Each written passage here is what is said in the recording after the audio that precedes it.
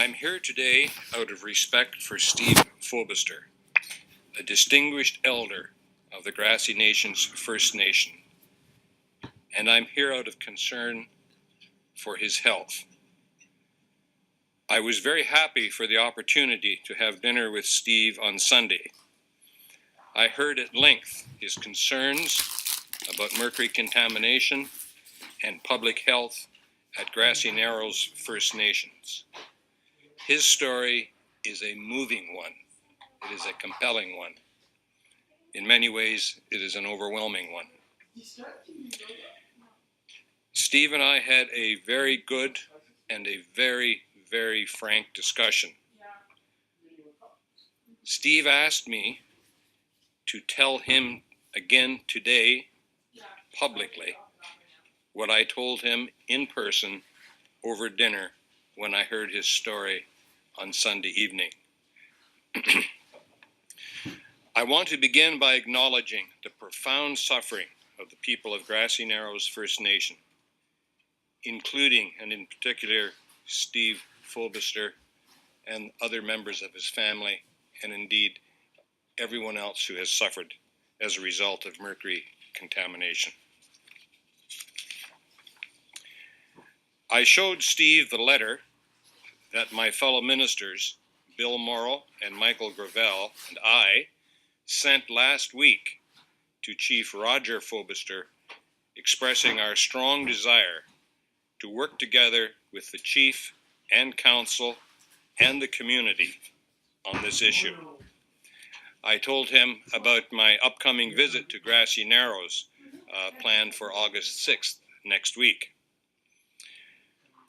One way that my fellow ministers and I will work with Grassy Narrows is to champion a review of the Mercury Disability Board to determine how best to help those with mercury-related health issues.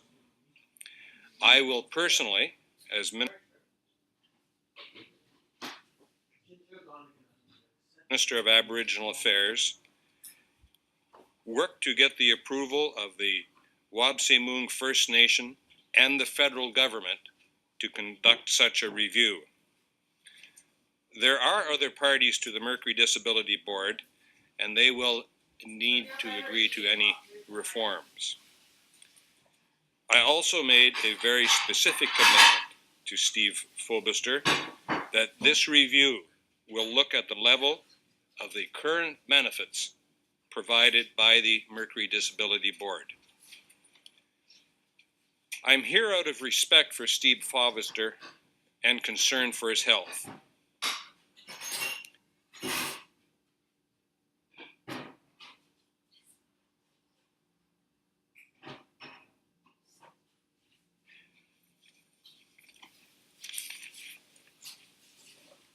I am committed, again, to championing a review of the Mercury Disability Board. I will now turn the lectern over to, I guess, Steve. How will we?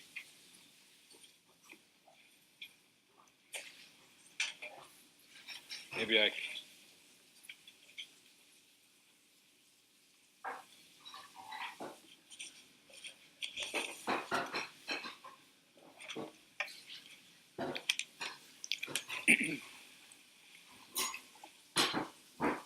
Good morning, everybody. Members of the press, the chiefs, and also to the minister. This has been a long road, and it's also been an emotional one.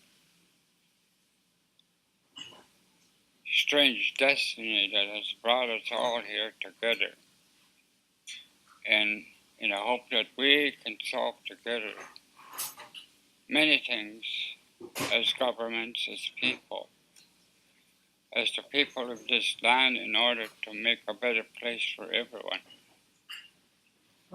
That's always been my ambition,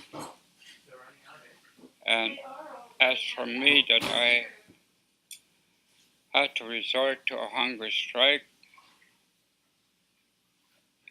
I'm sorry that it had to come to this.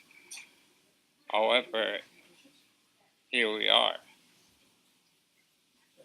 There's always a sense in our lives that we have to meet regardless we go astray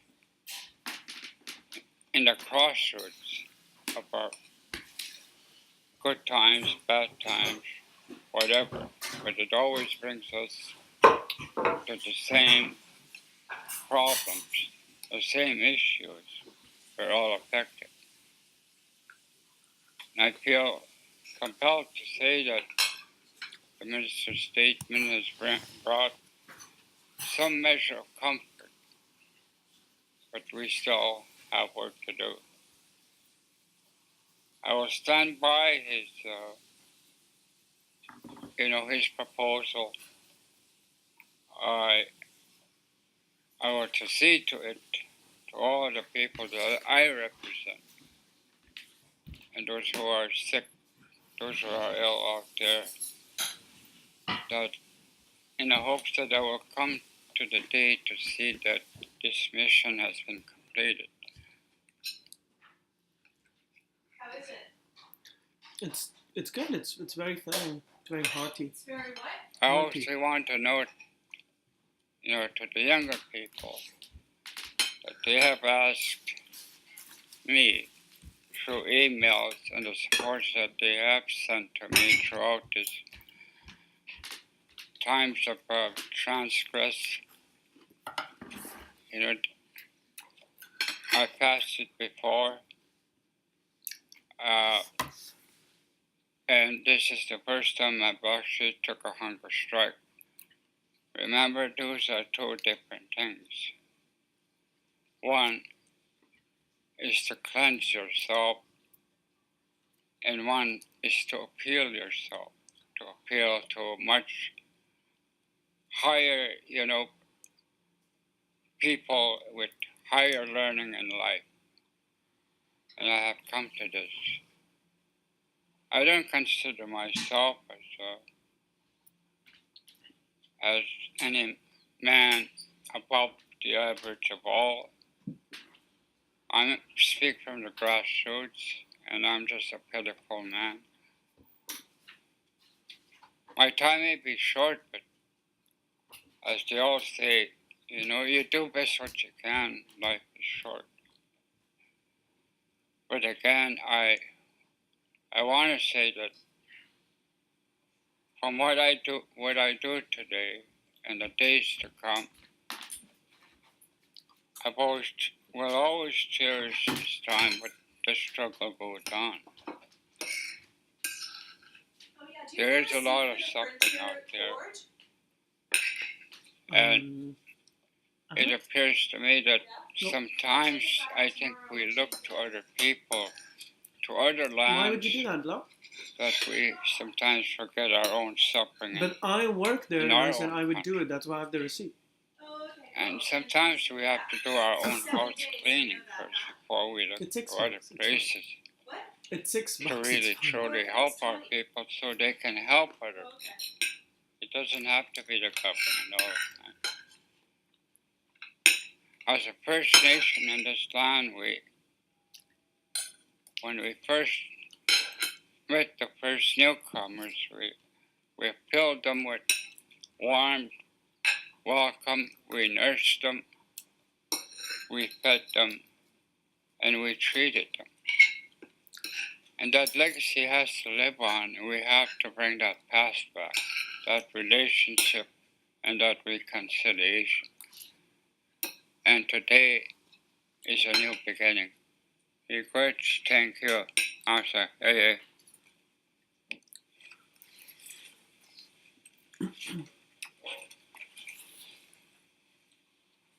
Just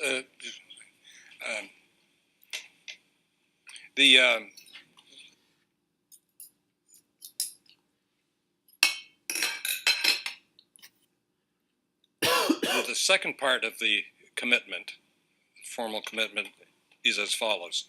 And I could have read that at the beginning, but I've chosen to read it after Steve spoke. On Sunday, I also heard how important Steve believes that a treatment center devoted to mercury-related illness would be in the Grassy Narrows community itself. Right now, they have to, members of the community affected have to travel for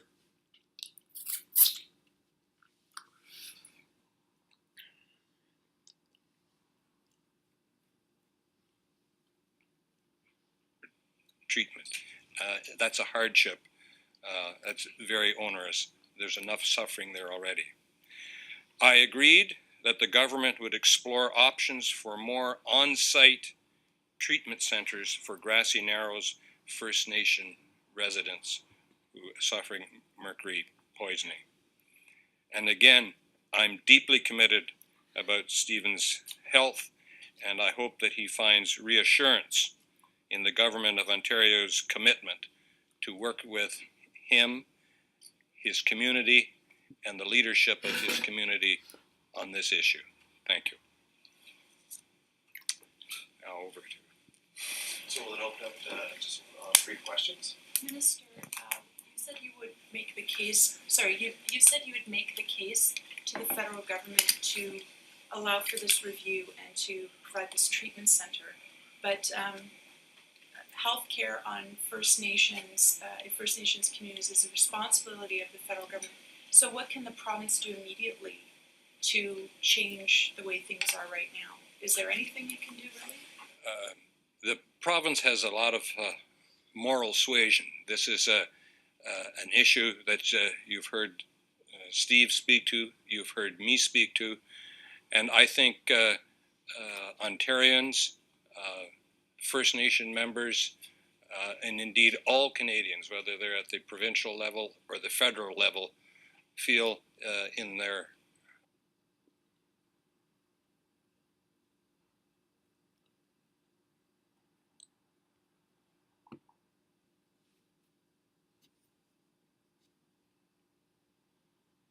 hearts that something has to be done about this.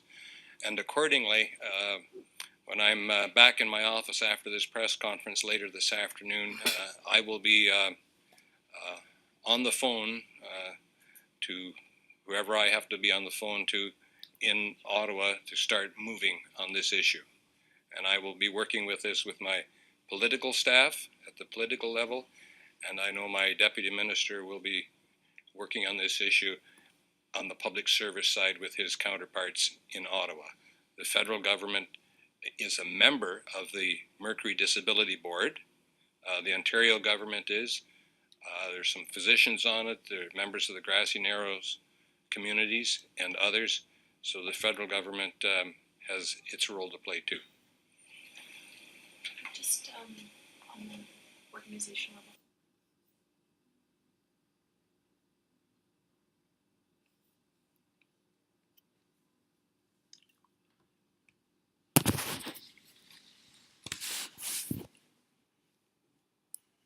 Would Mr. I'm just a little louder, I'm having. Mr. Fobister be able to answer questions once we've exhausted our... Yes, you're going to ask the question of me or him or both of us or in whatever order you like. Mr. Fobister, you talked about how there needs to be more work done.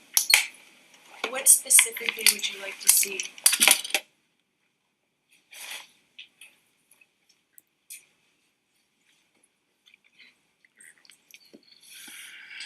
Can you refer that question again? You talked about how this provides some level of comfort, but you would like, there's more work that needs to be done. Is there anything specific that you would like to see done?